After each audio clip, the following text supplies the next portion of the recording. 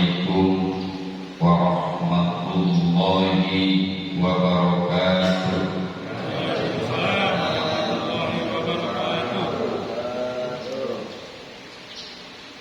Alhamdulillah, alhamdulillahi dzil jalali wal jamal, wassalatu wassalamu ala sayyidina Muhammadil kamal. Asyhadu an la ilaha illallah wahdahu la syarika lah, wa asyhadu anna Muhammadan abduhu wa rasuluhu sahibul ilma wal amal. Allahumma sholli wa sallim ala sayyidina Muhammadin wa ala alihi wa ashabihi wa barik wa sallim ajma'in. Amma ba'du, faqad qala Allahu ta'ala fi ayatihil karim wa huwa asdaqul qailin. A'udzu billahi minasy syaithanir rajim. Bismillahirrahmanirrahim. Ya ayyuhalladzina amanu kutiba alaikumus syiyam kama kutiba alal ladzina min qablikum la'allakum tattaqun. Qala baginda Nabi sallallahu alaihi wasallam, inna qad hadarakum min syahri fi lailatin khairun min alfi syahrin. Shadaqallahul adzim wa shadaqa rasuluhun nabiyyul habibul karim, wa nahnu ala dzalika minas syahidin wasyakirin walhamdulillahi rabbil alamin. Segenap jamaah salat subuh yang dirahmati Allah Subhanahu wa taala, wabil khusus guru kita bersama yakni Al-Mukarram Bapak Ustaz Muhammad Ali Irfan. Semoga beliau Allah Subhanahu wa taala tambah kemuliaannya, tambah ilmunya, yang senantiasa nanti bisa membimbing kita dalam kehidupan dunia, tentunya untuk kekal di akhirat. Amin. Amin ya rabbal alamin. Jajaran DKM dari mulai ketua DKM-nya yakni Al-Mukarram Bapak Ustaz Haji Bak Subardo, semoga beliau senantiasa dipanjangkan umur, sehat badan, dimurahkan rezekinya. Amin ya. Yang keras. Semoga Allah Subhanahu wa taala membukakan pintu rezeki dari mana Allah yang ridhoi, Allah sukai. Amin ya rabbal alamin. Seluruh jamaah bapak-bapak, ibu-ibu, hadirin hadirat yang berbahagia, termasuk kameramen. Alhamdulillah hadir anak muda kita. Nanti kita tonton di YouTuber. Semoga kameramen senantiasa Allah Subhanahu wa taala mudahkan jodohnya. Amin. Beliau masih bujang tik-tik. Bagi ibu-ibu yang punya anak gadis, mohon ini kameramen masih Ya tolong daftar aja yang kiranya sudah layak untuk dijodohkan. Kameramen bersedia, sudah siap tanggal, hari, dan bulannya insyaallah. Amin ya. Pertama dan utama, mari kita sama-sama panjatkan puja dan puji syukur kehadirat Allah Subhanahu wa taala atas rahmat karunia. Semoga sekaligus kita diberikan ridho oleh Allah Subhanahu wa taala. Di pagi hari ini kita sama-sama bisa melaksanakan sholat subuh secara berjamaah. Sholat adalah perintah dari Allah Subhanahu wa taala. Tidak bisa dikurangi, tidak bisa dilebihi. Sudah diatur waktunya dan rakaatnya. Subuh ya 2 rakaat, saya masih semangat tambah lagi. Kalaupun nafar bukan sholat subuhnya, yakni qobliyah subuhnya, atau nanti kita tambah setelah subuhnya kita isyraqnya, tambah lagi duhanya kalau mau. Gitu. Jadi tetap sholat subuhnya mah tidak bisa ditambah rakaatnya. Duhur, asar 4, kemudian maghrib 3 tidak boleh dikurangi, isya juga 4. Itulah ketentuan dari Allah Subhanahu wa taala yang diperintahkan oleh Allah kepada hambanya. Tentunya semoga kita diberikan kekuatan. Amin ya rabbal alamin. Salawat dan salam mari kita sama-sama aturkan pada junjungan alam Nabi besar Muhammad, pada keluarga dan para sahabat serta kita sebagai umatnya.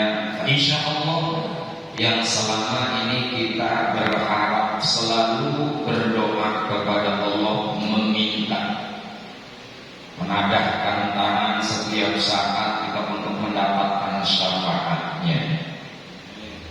Semoga di yaumil qiyamah semuanya umat muslim mendapatkan syafaat dari baginda Rasulullah sallallahu alaihi wasallam. Itulah satu-satu harapan ibadah model kita. Karena kalau kita mengandalkan masuk surga dari sholat kita, masya Allah Bapak, sholat kita mah kelasnya kelas apa ya? Baru takbiratul ula saja, Allahu Akbar, selesai takbiratul ula. Terkadang pikiran kita sudah ingat mana-mana. Sepanjang sholat terkadang belas orang ingat karena Allah. Ingatnya kayak lain. Apalagi di Ramadan yang udah rencana pulang mudik nih. Ini saya yakin ini jasadnya doang yang ada di sini.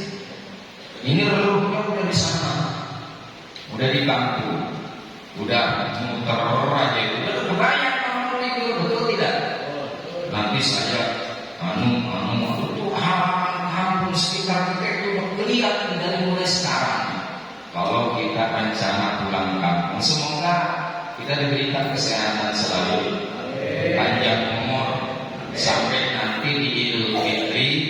Kalaupun yang nanti yang pulang kampung bertemu dengan kedua orang tua, bisa jabatan tangan, cium tangan langsung, silaturahim orang tua. Ya. Kalaupun kita mengandalkan puasa untuk masuk surga, Pak, lalu puasa kita bukan puasa menjadi kelas. Yang puasa cuma ganti masak doang, ganti masak makan. Yang biasa makan siang diganti malam. Survei membuktikan, ya, bandingkan bulan biasa dengan bulan suci Ramadan, bandingkan, ya. Karena ada urusan perut, walaupun memang itu wajib sih, buka puasa itu wajib hukumnya. Bandingkan dengan bulan yang lain, dengan bulan Ramadan. Kalau bulan Ramadan maghrib kaitannya bukan hanya sebatas sholat maghrib, tetapi ada kaitan perut, sehingga rata-rata jarang gitu ya, nggak ada peluang mendadak aman. Kadang-kadang setengah 6, ya, atau jam 6 kurang 1/4, kita udah nggak berani kemana-mana, Pak. Betul tidak? Yang di rumah ya standby di meja. Yang di rumah, kenapa? Di atas meja sudah ada hidangan. Tapi kalau bulan-bulan biasa, hari-hari biasa, jangankan setengah 6, lalu udah beduk aja, udah ada, kita masih cuek di jalan sana, nggak ada kepedulian ini sudah maghrib atau belum. Itu bedanya. Tetapi memang buka puasa itu menjalankan kewajiban. Karena kalau kita berpuasa kemudian kita nggak berbuka di waktu maghrib, maka jatuhnya adalah haram puasa kita. Jadi di aturan Islam itu tidak ada puasa malam, tidak ada. Adapun zaman-zaman orang dahulu yang konon dalam sejarah itu tirakatnya orang terdahulu itu kuat, bisa puasa yang disebut puasa pati geni, ada yang 7 hari 7 malam, yang batasnya cuma 1 hari 1 malam ada. Itu malam itu bukan berarti puasa, melainkan hanya mengosongkan perut saja karena ada maksud tujuan, gitu. Di waktu maghrib dia tetap membatalkan puasanya walaupun 2 sendok tegukan air, berarti kan sudah batal. Kalau maghrib sudah buka walaupun 1 sendok 2 sendok air, berarti sudah tidak puasa. Malam sampai pagi itu dia hanya mengosongkan perut saja. Jadi jangan salah, terkadang kita kurang tepat menilai. Ketika ada orang tirakat, dia puasa bablas dari pagi sampai pagi, itu haram, mau diharamkan puasa, enggak juga, karena dia juga punya siasatnya.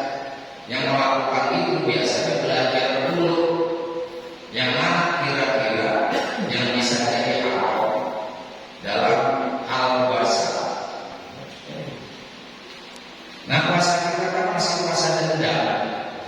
Lalu kalau kita tidak harapan dari mendapatkan syafaat baginda Rasulullah SAW, namanya dari ibadah-ibadah kita untuk mengantarkan kita masuk surga, namanya kita masih jauh.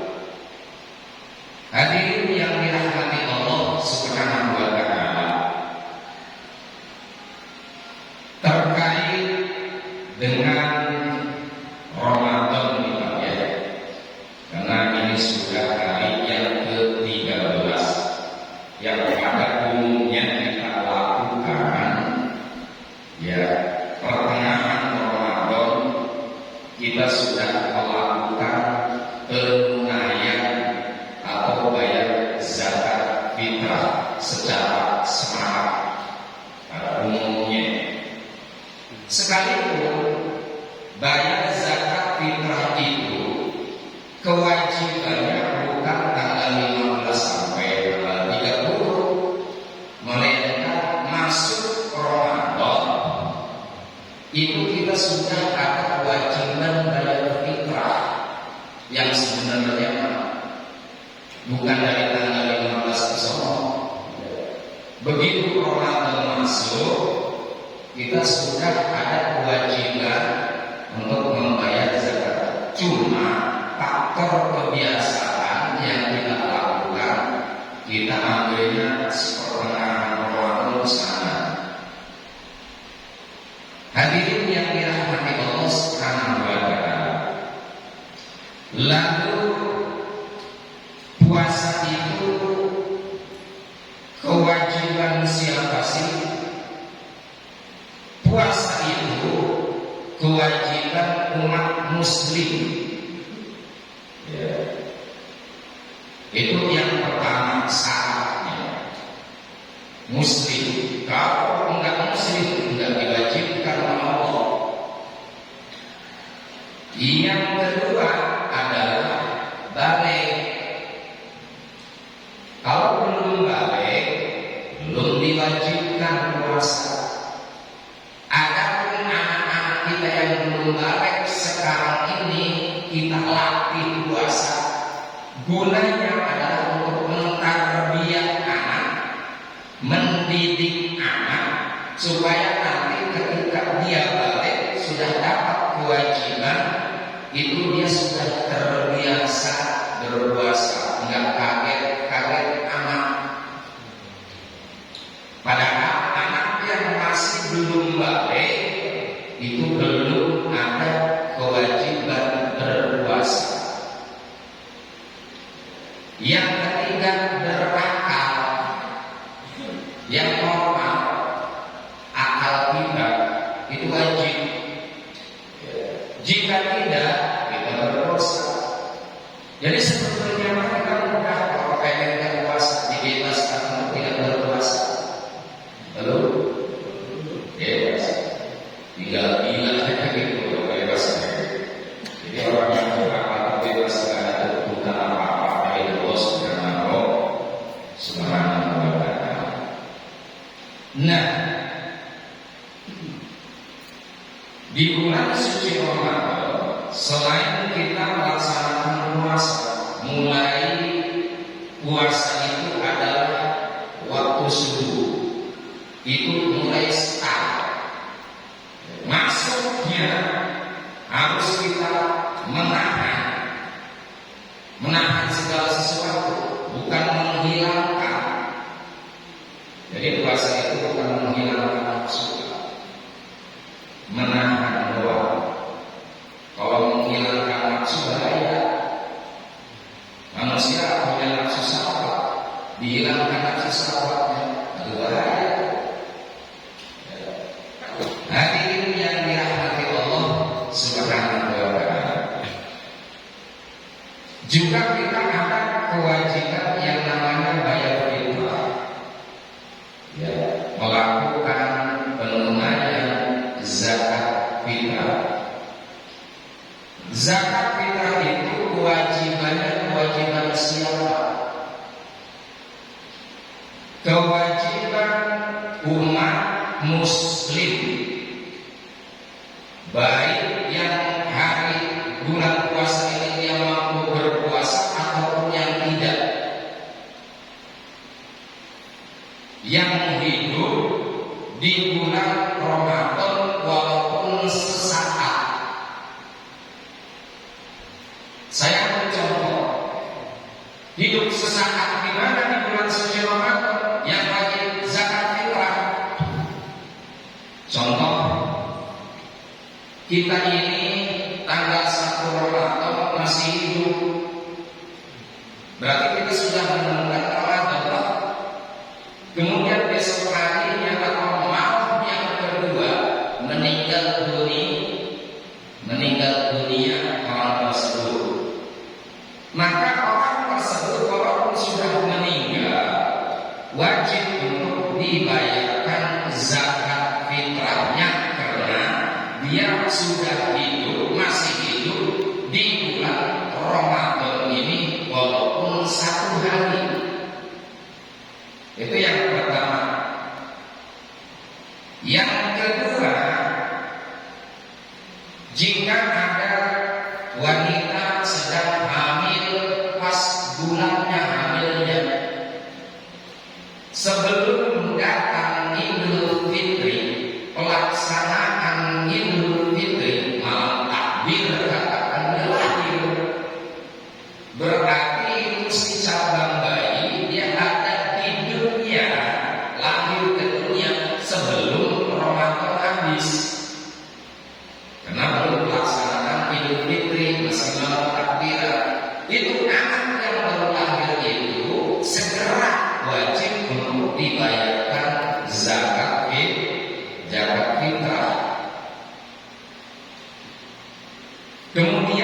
ketiga, ada hadis bahwasanya zakat fitrah itu menyempurnakan puasa kita. Artinya di sini menyempurnakan puasa, satu bagi yang sudah wajib puasa, ya, tentunya yang sudah balik, yang sudah balik ke atas, yang mana kita berupaya untuk menunaikan ibadah puasa, maka puasa kita akan disempurnakan dengan zakat fitrah kita. Nah, bagaimana umat muslim yang berpuasa? Apakah itu wajib juga? Tetap penunaian zakat fitrahnya wajib mengeluarkan, walaupun dia yang namanya kita kan ada banyak ya muslim tapi kadang casus rokok di siang hari ya giliran lebaran dia dulu dipanggil. Itu kan identiknya dengan itu yang puasa masih lelah di rumah. Dia puasa dulu kan dipanggil, di rumah pinting larang gitu ngomongnya kayak gitu. Hadirin yang dirahmati Allah Subhanahu wa ta'ala. Lalu zakat fitrah kita ini diperuntukkannya kemana dan untuk siapa kita membayar ini?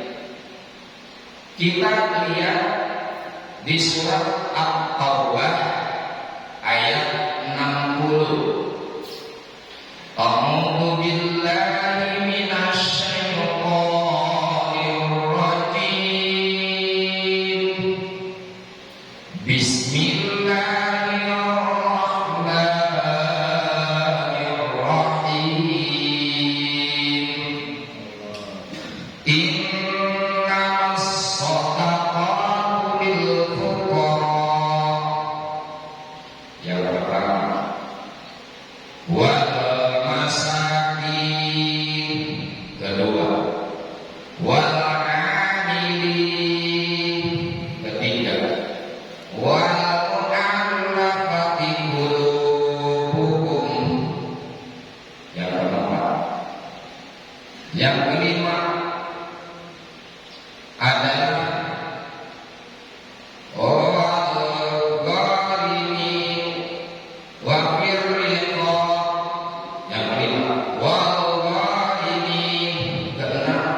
ketujuh fisabilillah ibni sabil. Yang kedelapan faridatan minallah wallahu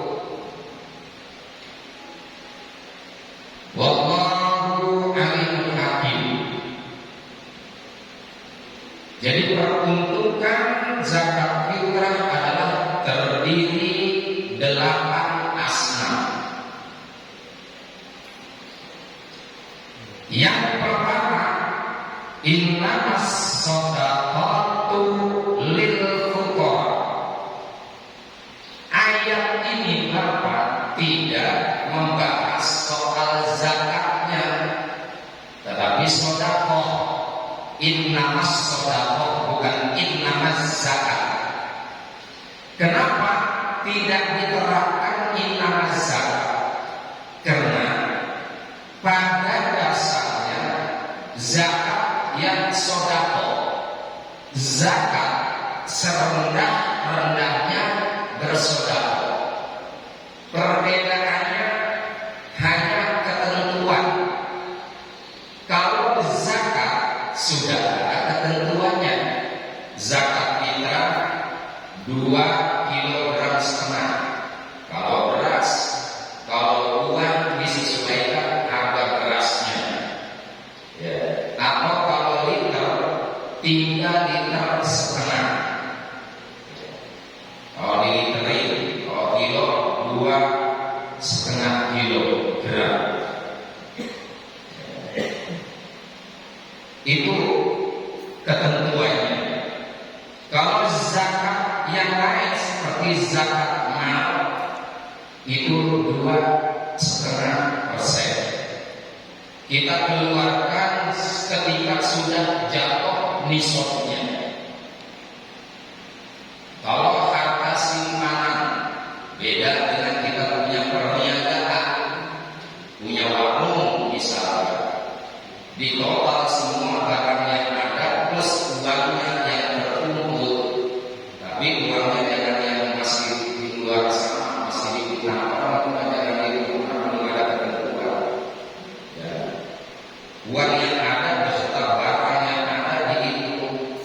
Kalau perniagaan itu setahun sekali, kemudian kita keluarkan 2,5% juga dari seluruh perniagaan kita. Hadirin yang dirahmati Allah Subhanahu wa taala, sedangkan sedekah itu tidak ada batas nominal, tidak ada. Ya, mau lebih dari itu berarti termasuk orang dermawan, orang yang tidak pelit. Kalau lebih kurang dari nilai zakat yang ditentukan, berarti termasuk orang rada-rada kuciran gitu, rada-rada pelit. Apalagi kadang-kadang punya prinsip. Ya, prinsip itu kan belum tentu benar. Saya mah jalan pikirannya sama orang tua saya aja. Itu masuk pelitnya anak.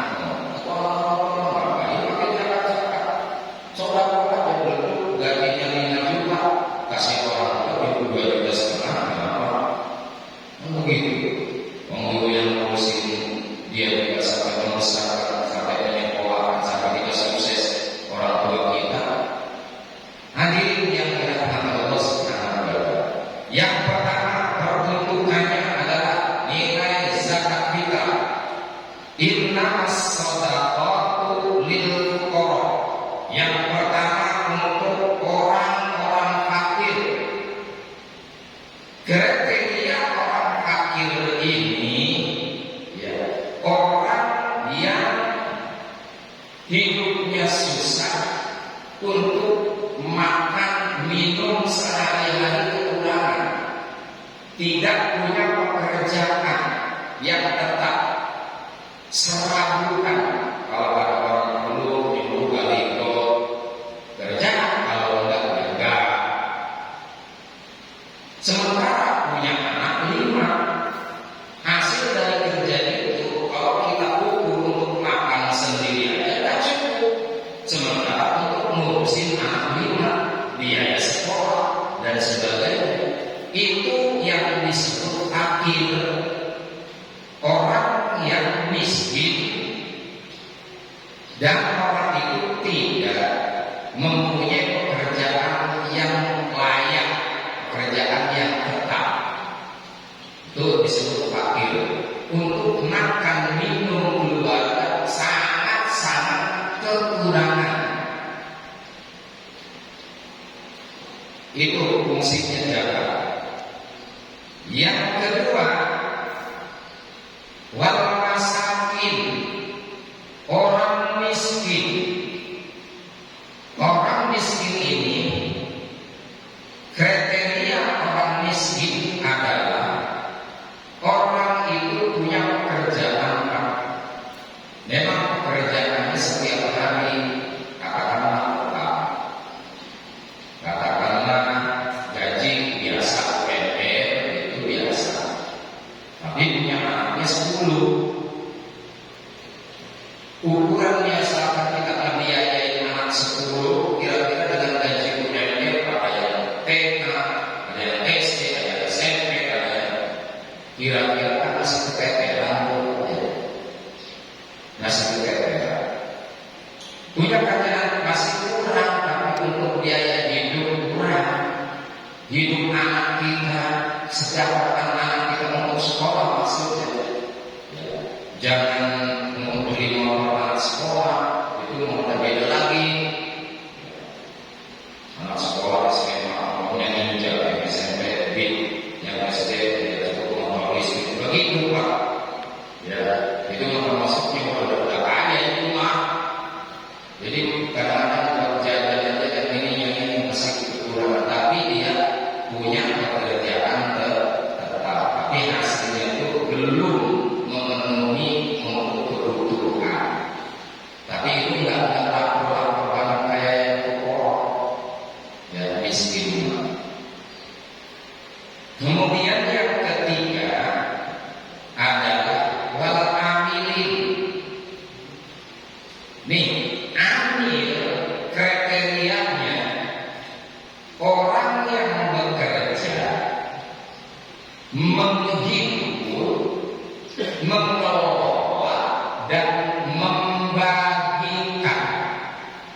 Dengan catatan orang itu sudah ditunjuk oleh satu lembaga. Ya.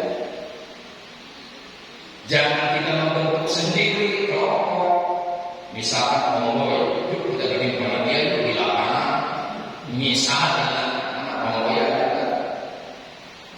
Misal, yuk kita bikin panitia Jakarta, di pos sudah bikin sendiri gitu, kelompok. Itu namanya sah. Jadi orang yang bekerja menghibur, mengelola dan membagikan, tapi bekerja seseorang itu sudah berdasarkan ditunjuk musyawarah oleh lembaga. Lembaganya lembaga apa?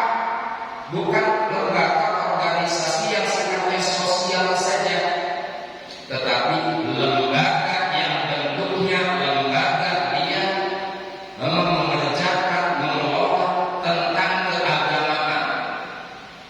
Contoh masjid, masjid ada pengurusnya tidak? Ada. Udah dibentuk nih amal lembaga masjid, lembaga yang memang dia perjuangannya untuk beribadah kepada Allah Subhanahu wa Ta'ala.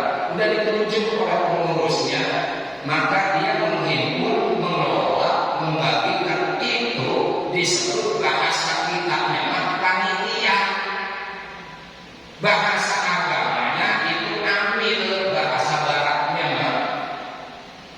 itu. Jadi yang mengerjakan itu panitia. Kalau bahasa sorohnya amil, maka amil ini ada hak untuk menerima zakat tersebut dan tidak memandang amil dia miskin atau kaya, karena dia bekerja. Yang dinilai bekerjanya, dia terlibat dalam menghimpun, mengelola, membagikan, tapi dia punya hak. Kalaupun misalkan kemudian kita sudah tunaikan hak mereka, dia enggak menerima, itu hak mereka. Sebaiknya tetap diterima, ya sebaiknya. Walaupun dia merasa sudah cukup, pun dia merasa tidak butuh dengan pembagian itu, ya kita tinggal orang sebelah yang membutuhkan kan begitu.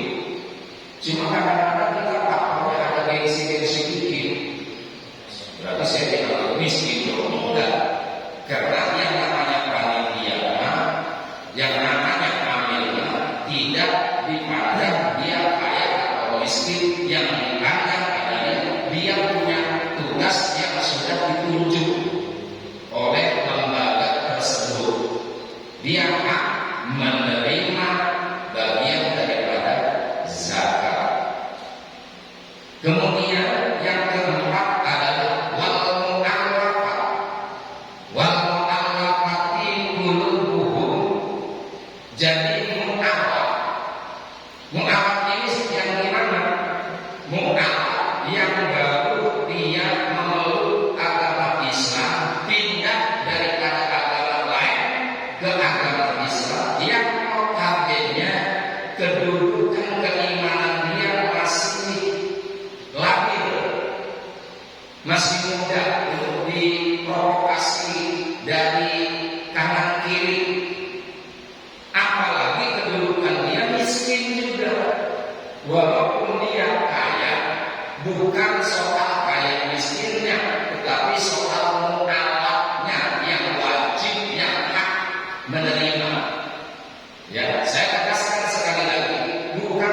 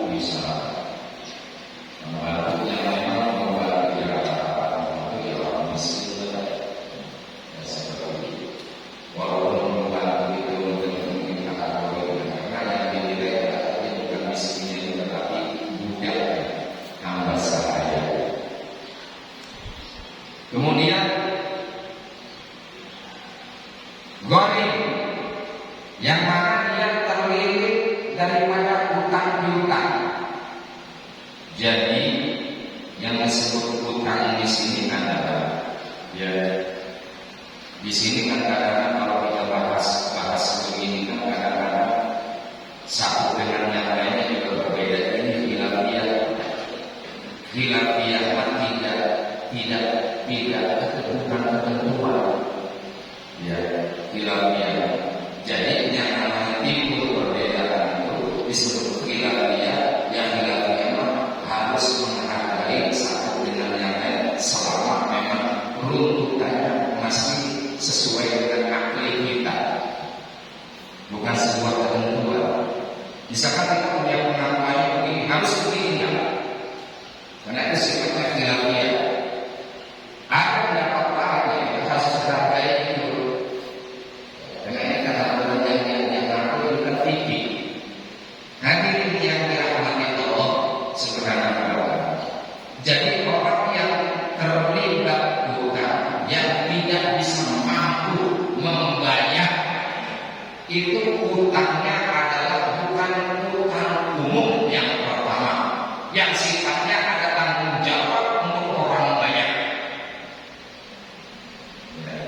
Hutang pribadi untuk senantiasa mencukupi kebutuhan semata-mata manusia terhadap kehidupan itu ada manakala dia ada kebutuhan yang harus dia keluarkan tetapi saat itu tidak bisa, tidak ada, lalu dia berhutang. Lalu hutang itu hari demi hari dia tidak mampu bayarnya. Bukan hutang yang disengaja. Yang seperti apa hutang yang disengaja? Saya butuh di mobil, lalu mau pulang kerja, saya mau action bisa biar saya bilang orang sukses dari kantor. Mau lebaran ada promo mobil untuk uang muka ada, dia dibayar uang muka jebret aja. Kemudian cicilan pertama masih ada, cicilan kedua ngomong macet, itu kan nggak bisa bayar. Bukan itu, bukan utang itu ya. Itu untuk gaya gitu. Yang karena untuk kebutuhan rumah tangga, namanya manusia itu sekali-kali ada yang harus urgent kita keluarkan, sementara saat itu kita tidak ada. Kedepan sampai bertahun-tahun kita nggak bisa bayar. Itu punya hak untuk diberikan zakat fitrah. Kemudian fisabilillah. Fisabilillah ini kriterianya orang yang berjuang berperang di jalan Allah.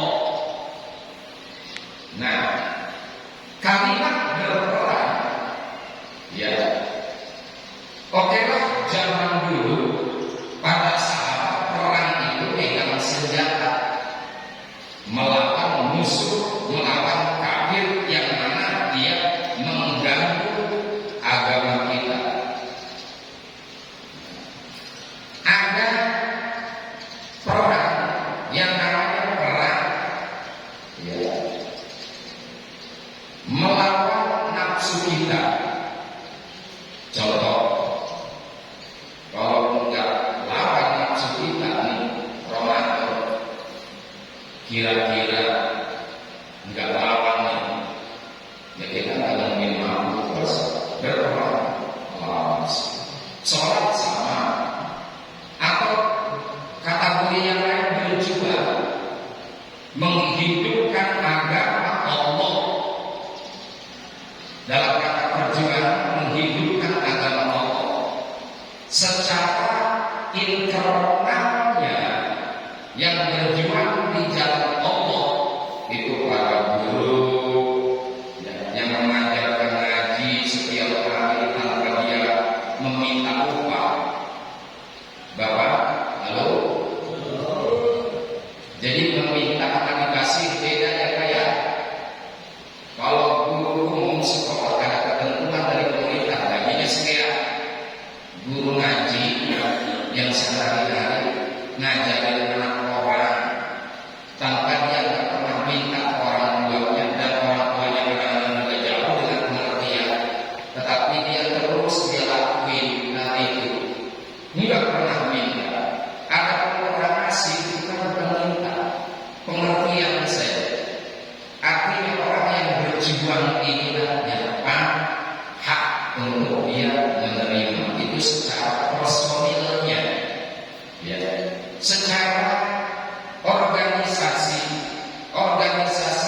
sekarang seperti terbentuklah masjid ini, ada ketua sekretaris, dia terus setiap hari menggerakkan jadi mobilitasnya, jadi motornya, bagaimana supaya ibadah kita berkembang, gimana supaya visi pembangunan masjid ini, bla bla bla bla. Terus dia memikirkan itu. Ini pengurus masjid berarti dia berjuang dalam hal agama. Maka kepengurusan masjid notabene dia ada hak untuk menerima zakat fitrah, termasuknya fisabilillah. Itu secara personal dan secara umum. Ya, seperti itu. Terakhir, Ibn Sabil. Ibn Sabil itu kriterianya yang macam apa? Ibn Sabil orang yang bepergian yang pertama dalam rangka menuntut ilmu keagamaan. Dia jadi musafir, dia bepergian, tapi perginya menuntut ilmu keagamaan. Lalu dalam perjalanan dia kehabisan bekal untuk makan dan makan, maka orang tersebut punya hak untuk menerima zakat fitrah. Kemudian orang yang musafir pada umumnya yang sifatnya walaupun tidak menuntut ilmu agama mutlak, tetapi ada hak-hak yang mengandung dasarnya kebaikan. Contoh misalkan kita jalan jauh yang untuk berhari-hari, para Kalimantan, kita dalam rangka mau silaturahim ke orang tua hidup yang berhari, kehabisan